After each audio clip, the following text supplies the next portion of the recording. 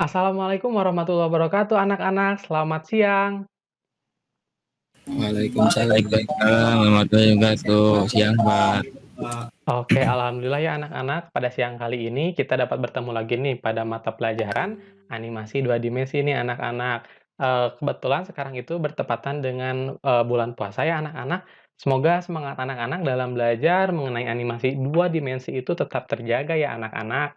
Nah, pada pertemuan minggu lalu, kita sudah membahas yang namanya animasi komputer dan animasi, tradisional, di mana animasi tradisional, pada pertemuan minggu lalu dibahas, yaitu merupakan sebuah animasi yang pembuatannya itu dilakukan, per frame, by frame, dan dilakukan tanpa bantuan perangkat lunak. Nah, adapun nama lain dari animasi tradisional itu sendiri, yaitu animasi lukisan tangan atau animasi sel. Nah, sementara animasi yang kedua yang tadi disebutkan oleh Bapak, yaitu ada animasi komputer. Nah, animasi komputer itu sendiri merupakan animasi yang dalam pembuatannya itu dibantu oleh bantuan yang namanya perangkat lunak, atau kita juga biasa kenal dengan namanya software. Nah, adapun untuk software yang biasa digunakan untuk pembuatan animasi komputer itu diantaranya ada Adobe Animate, lalu ada Adobe After Effects, dan software-software lainnya yang dapat membantu pembuatan animasi komputer. Nah, pada pertemuan minggu lalu, Bapak sudah menugaskan nih anak-anak.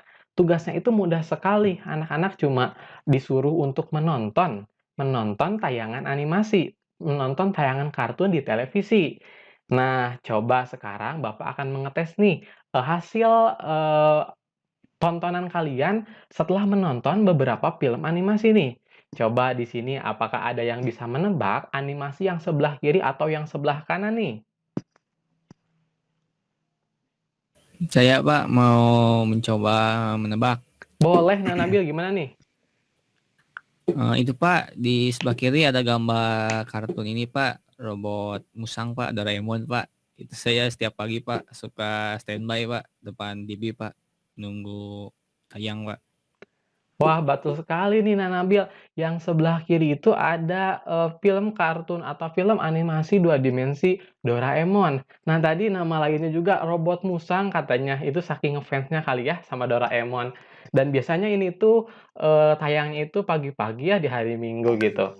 Nah, ini betul sekali yang, sebelah kiri itu merupakan salah satu contoh animasi komputer yang tayang di televisi. Nah, nama kartunnya yaitu kartun Doraemon nih anak-anak, betul sekali.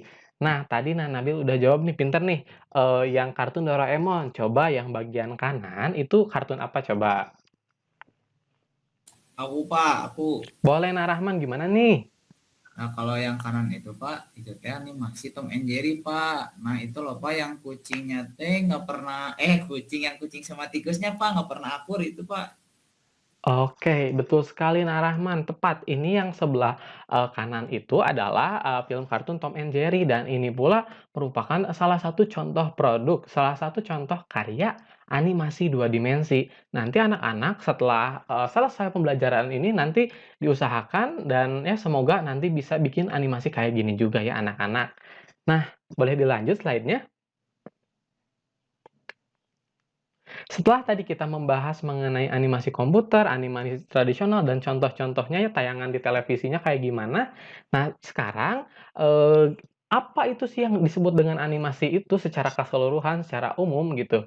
Nah, animasi secara umum itu dapat dikatakan sebagai, salah satu jenis, apa ya, tayangan visual yang sifatnya datar. Ini tuh khusus untuk animasi 2 dimensi anak-anak.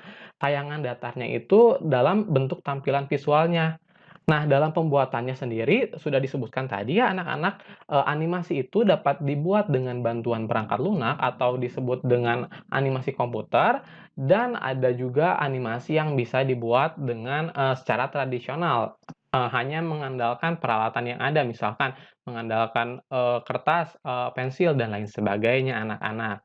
Nah, setelah kita mengetahui mengenai, pengertian atau penjelasan dari animasi secara keseluruhan, lantas apa sih fungsi dari animasi itu sendiri ya anak-anak? Boleh dilanjut? Nah, fungsi animasi itu sementara yang Bapak dapatkan dari berbagai sumber itu ada 3 anak-anak. Yang pertama yaitu sebagai perantara komunikasi atau sebagai penghubung antara yang buat animasi atau kita biasa kenal sebagai animator dengan si penontonnya atau penikmat dari animasinya anak-anak. Nah, di sini penghubung komunikasi itu di dalamnya itu akan ada pesan yang ingin disampaikan oleh si animatornya anak-anak. Nah, untuk yang kedua, animasi itu digunakan sebagai media presentasi materi tertentu. Nah, misalkan, Bapak sekarang sedang menjelaskan materi mengenai animasi kepada anak-anak. Bapak menggunakan bantuan, PowerPoint serta fitur animasinya supaya bisa, memberikan penjelasan kepada anak-anak. Nah, ya fungsi yang ketiga yaitu sebagai, media menunjang sebagai untuk menunjang dunia periklanan. Di mana di sini anak-anak ketika misalkan nih punya produk yang dijual belikan atau punya jasa yang bisa diuangkan gitu. Nah, jasa atau produknya itu bisa diiklankan dengan menggunakan pemanfaatan animasi 2 dimensi. Karena di dalam animasi 2 dimensi itu banyak sekali efek-efek yang dapat digunakan oleh anak-anak. Nah, dari penjelasan Bapak mengenai fungsi animasi, apakah ada yang ingin bertanya atau penasaran nih? Saya Pak mau nanya, Boleh, Nak Irfan gimana? jadi gini Pak, kenapa animasi bisa digunakan sebagai media presentasi materi tertentu Pak? Wah, bagus sekali ini pertanyaannya, Nak Irfan. Cukup kritis juga ya, bertanya lebih dalam mengenai fungsi animasi khususnya poin kedua, yaitu sebagai media presentasi materi tertentu. Sebelum Bapak menjawab lebih rinci, coba di sini anak-anak apakah ada yang, memiliki apa ya, pendapat, memiliki pandangan mengenai pertanyaan dari Nak Irfan tadi? Saya Pak, Boleh, Nak Sahrul gimana? menurut saya karena animasi itu bisa mengilustrasikan keadaan yang cukup sulit untuk diilustrasikan. Nah, betul sekali Nasahrul jawabannya. Jadi, kata Nasahrul itu tadi tuh animasi itu bisa mengilustrasikan sesuatu hal yang sulit untuk diilustrasikan. Nah, Bapak coba analogikan ya, ketika anak-anak ingin melihat sebuah, cara kerja sebuah organ dalam, tubuh kita. Misalkan organnya itu organ pencernaan ya anak-anak. Nah, kita kan nggak bisa langsung lihat ke dalam gitu ya, ke dalam tubuh kita. Kita nggak bisa langsung membedahnya.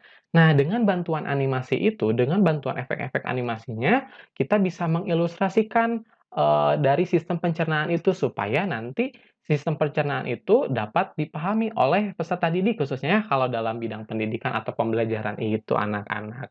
Bagaimana Nak Irfan, apakah dapat dipahami? Iya Pak, makasih Pak. Alhamdulillah, kita lanjutkan ya anak-anak kalau sudah dapat dipahami. Nah, setelah kita bahas mengenai, gunanya animasi itu untuk apa aja nih, selanjutnya Bapak pengen ngasih tahu nih, apa saja, prinsip animasi yang harus anak-anak nanti terapkan ketika membuat animasi. Boleh dilanjut slide-nya? Nah, di sini Bapak ada 12 prinsip dasar animasi. Nah, 12 prinsip dasar animasi itu Bapak ambil dari potongan film kartun Tom and Jerry. Nah, untuk yang pertama ada prinsip straight ahead action and pose to pose, di mana ini tuh menggambarkan gerakan objek atau si karakter kartunnya itu dari satu tempat atau satu posisi ke posisi yang lainnya anak-anak. Nah, bisa dilihat juga ya oleh anak-anak, ini gambarannya sudah Bapak kasih ya. Nah, untuk yang kedua, yaitu ada prinsip secondary action atau gerakan yang mengikuti gerakan sebelumnya, di mana gerakan ini itu tujuannya supaya sebuah animasi itu bisa terlihat semakin realistis anak-anak.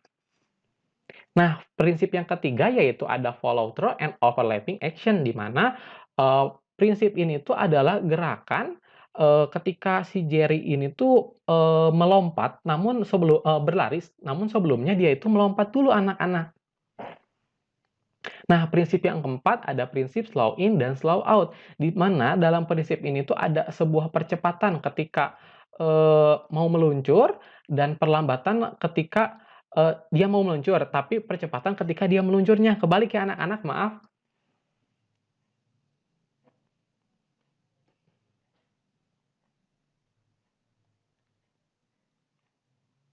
Nah, prinsip selanjutnya adalah prinsip timing. Prinsip timing itu merupakan salah satu prinsip dasar animasi yang tujuannya itu, untuk bisa menentukan waktu yang tepat. Maksud menentukan waktu yang tepat misalnya di sini ketika si Jerry loncat ke bawah, itu tuh diatur waktu yang tepat ketika meloncatnya kapan.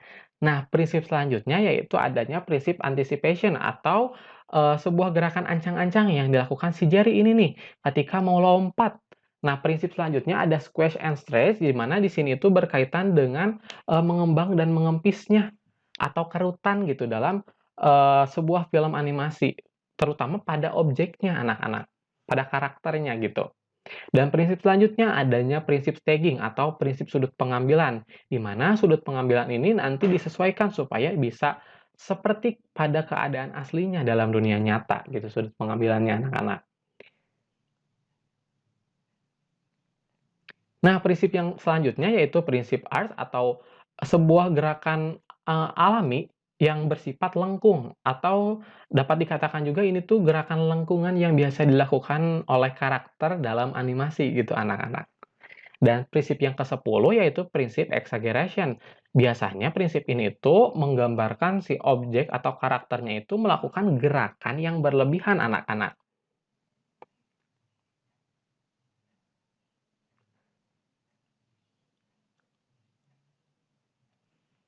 Nah, selanjutnya prinsip solid drawing ini tuh berkaitan dengan shadow dan highlight anak-anak pada, sebuah karya animasi supaya, animasinya itu terlihat lebih nyata anak-anak. Dan prinsip yang terakhir yaitu prinsip appeal. Prinsip appeal itu berkaitan dengan karakter, atau watak dari karakter, sebuah animasi gitu anak-anak.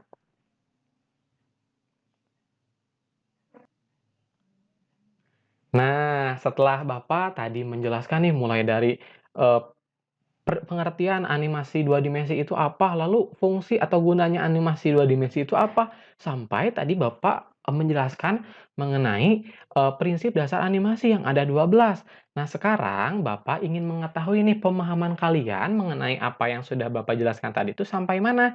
Nah, untuk mengecek pemahaman kalian, Bapak akan mengadakan kuis nih.